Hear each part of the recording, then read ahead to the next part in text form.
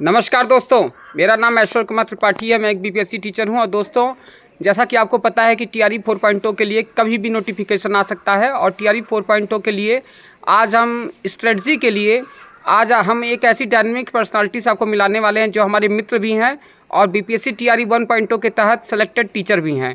तो सबसे पहले हम आपको मिलाना चाहेंगे श्री ऋतुराज पाठक जी से, जो कि आपके सामने स्क्रीन पर आ चुके हैं। तो सबसे पहले मैं आपका स्वागत करता हूं ऋतुराज जी, जो कि आपने अपना अमूल्य समय निकालकर हमारे स्टूडेंट के लिए मतलब एक सुझाव देने के लिए मैंने आपको यहां पर आमंत्रित किया है। और आज आप बताएं कि जो आपने बीपीएससी टीआरई 1.0 का जो कंपटीशन आपने क्रैक किया था, बहुत अच्छे मार्क्स के द्वारा आप सेलेक्टेड हुए थे, उसके बारे में आप क्या बताना चाहेंगे टीआरई 4.0 के लिए जो कैंडिडेट तैयारी कर रहे हैं? सबसे पहले तो आपको बहुत बहुत धन्यवाद कि आपने अपने चैनल पे बोलने का हमको मौका दिया जी। और आपके चैनल के माध्यम से जितने भी दर्शक आपको देख रहे हैं सबको नमस्कार जी। टीआरई 4.1 में हम लोगों की चयन हुई थी जी। उसके लिए हम लोग अपना जो तैयारी था बेसिक तैयारी कर रहे थे और सेल्फ स्टडी बहुत काम किया जी। सफलता की कोई शॉर्टकट नहीं होती है, जैसा कि सब लोग जानते हैं। मैं टीआरई 4 के बच्चों से यही बोलना चाहूँगा कि आप लोग मेहनत कीजिए और अपने आप पे कॉन्फिडेंस रखिए और जो होगा सो अच्छा ही होगा। आपके मेहनत में ईमानदारी होगी तो आपका सिलेक्शन निश्चित है जी। जैसा कि दोस्तों हम आपको बता दें कि हमारे ये जो मित्र हैं ये टीआरई 1.0 के तहत हुए थे और इन्होंने लगातार पहली ही दफ़ा में पहला एग्ज़ाम देकर ही क्या कहते हैं इस परीक्षा को क्रैक किया था।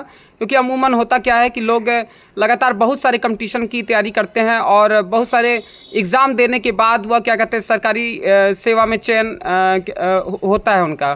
तो इनका पहले ही प्रयास में सिलेक्शन था। तो आपने इसके लिए क्या क्या स्ट्रेटजी अपनाई थी, तो कुछ स्ट्रेटजी बताने की कोशिश करें। क्योंकि होता क्या है कि जीएस का पार्ट अहम रोल निभाता है, 40 नंबर का इसमें जीएस होता है और बाकी चीज़ें होती है। तो उसको लेके आपको क्या करना है? जी, आपका बात एकदम बिल्कुल सही है कि पहले ही प्रयास में हमने इस एग्ज़ाम को क्रैक किया था और हमारी पढ़ाई कंटिन्यू चल रही थी। हमको कुछ ज़्यादा एफर्ट करने की ज़रूरत नहीं पड़ा और हम 12th 2019 में पास किए। उसके साथ डीएलएड किए और डीएलएड के बाद सीटेट किए। सीटेट के बाद जो बिहार सरकार का गाइडलाइन आया कि अब शिक्षकों की बहाली बिहार में बीपीएससी के थ्रू होगी, तो पढ़ाई जो हमारी कंटिन्यू थी उसका हमको फ़ायदा मिला और लगातार पढ़ाई का जो फ़ायदा होता है वो किया हमने। थोड़ा सा एफर्ट किया, स्पेशल तैयारी करने की कोई हमको ज़रूरत नहीं पड़ी और सफलता मिली। अच्छा, नौकरी पाने के बाद कहते हैं कि लोगों का जीवन बदल जाता है, तो आपको क्या लग रहा है? मतलब नौकरी पाने के पहले और नौकरी पाने के बाद की जो स्थितियां हैं उस पर चर्चा करने के लिए मैं आपसे पूछूंगा कि आपको क्या महसूस होता है कि नौकरी पाने के बाद आपकी ज़िंदगी में क्या बदलाव आया है? हाँ, ये बात बिल्कुल सही है। नौकरी पाने के बाद आपका जो कॉन्फिडेंस लेवल होता है जी, वो ज़रूर पहले से बेहतर हो जाता है और आदमी आत्मनिर्भर महसूस करता है अपने आप को। उसके बाद का जो कॉन्फिडेंस है, अगर सही डायरेक्शन में उसका उपयोग किया जाए तो सफलता और ज़्यादा मिलने की चांस रहती है और मिलती भी है। तो इसलिए सही मार्गदर्शन में और सही सोच से, कॉन्फिडेंस से, हम तो अध्यात्म को भी मानने वाले आदमी हैं। अध्यात्म में मेरा बहुत लगाव है और उसका भी हमको लाभ कहीं ना कहीं मिला था।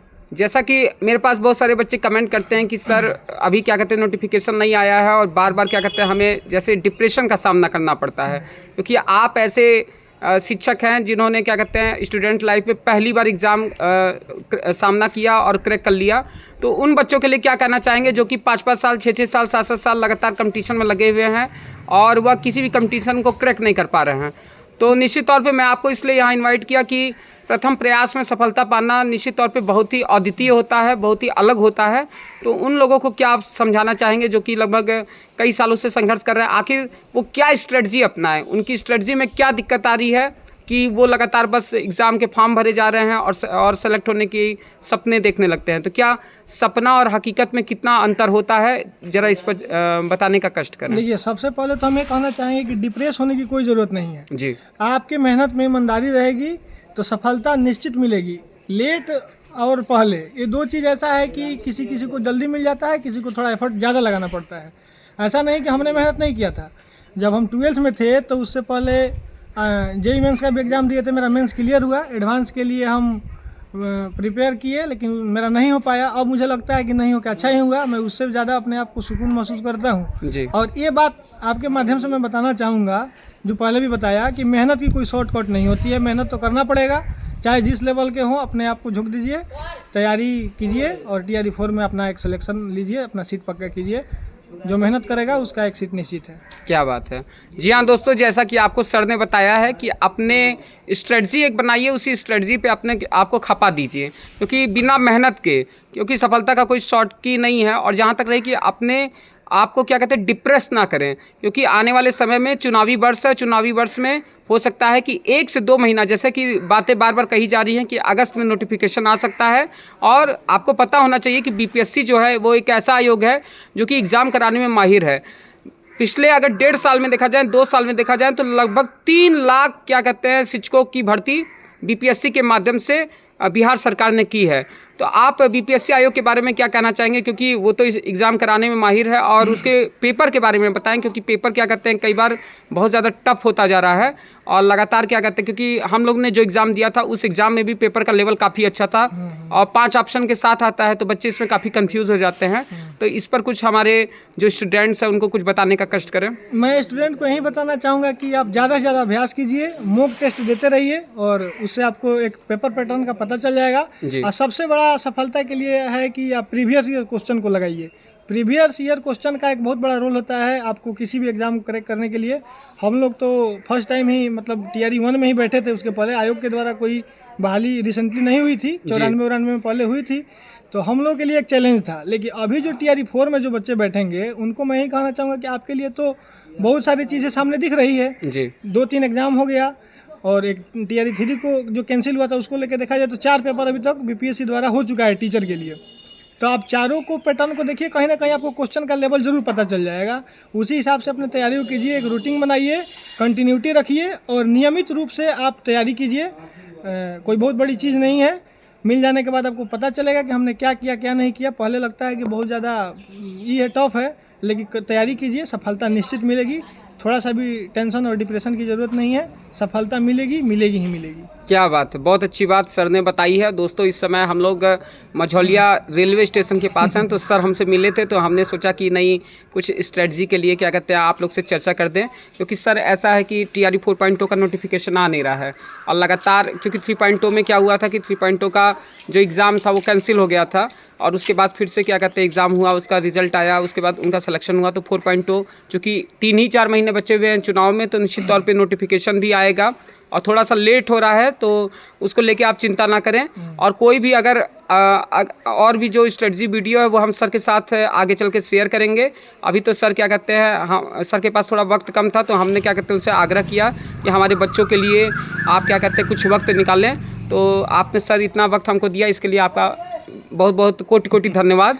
और हम चाहते हैं कि अगर ऐसे ही इस वीडियो को आप प्यार देते रहें और हमारे चैनल को लाइक, सब्सक्राइब और शेयर करें। बाकी अदर क्या कहते हैं स्ट्रेटजी के लिए हम फिर से सर को क्या कहते हैं आग्रह करेंगे कि सर हमारे क्या कहते हैं इस चैनल पे आएँ। तो सर अंतिम जाते जाते कुछ बच्चों के लिए हमारे आप इनका कुछ मनोबल बढ़ाएं और बताएं कि क्या कहते हैं ये मतलब अपने अंदर आत्मविश्वास को कैसे क्या कहते हैं पैदा करें। देखिए बच्चों के लिए समय देना तो कोई बहुत ज़्यादा ये हमको नहीं लगता है कि हमने बहुत बड़ा किया, लेकिन आपने जो आग्रह शब्द जोड़ा वो आपकी विनम्रता को दिखाता है। आप ऐसे भी कहेंगे तो हम बच्चों के लिए अपनी तरफ से जो बनता है आदमी मार्गदर्शन करेगा। लेकिन मैं यही कहना चाहूँगा अपने भाइयों से, अपने बहनों से कि आप लोग जब तैयारी में हैं तो अपने मनोबल को ऊंचा रखिए और तैयारी करते रहिए। सफलता उसी को मिलती है जो मेहनत करके आता है। एक बैग से किसी को सफलता नहीं मिली है। किसी के पीछे भी, किसी भी सफल आदमी के पीछे का मेहनत देखा जाए तो कहीं ना कहीं वो किसी भी लेवल का आदमी अपना पूरा 100% दे के करता है। तो उस वहीं करने की आपको ज़रूरत है, आप कीजिए, सफलता मिलेगी। ठीक है दोस्तों, फिर से अगर क्या कहते हैं जो भी आगे का अपडेट होगा उसको लेकर हम सर के साथ आएंगे। तो हम अपने चैनल की तरफ से सर का क्या कहते हैं विशेष धन्यवाद करना चाहेंगे कि आपने क्या कहते हैं हमारे बच्चों के लिए वक्त निकाला। इसी के साथ मैं अपनी वाणी को विराम देता हूँ। जय हिंद, जय भारत, जय मातृभूमि।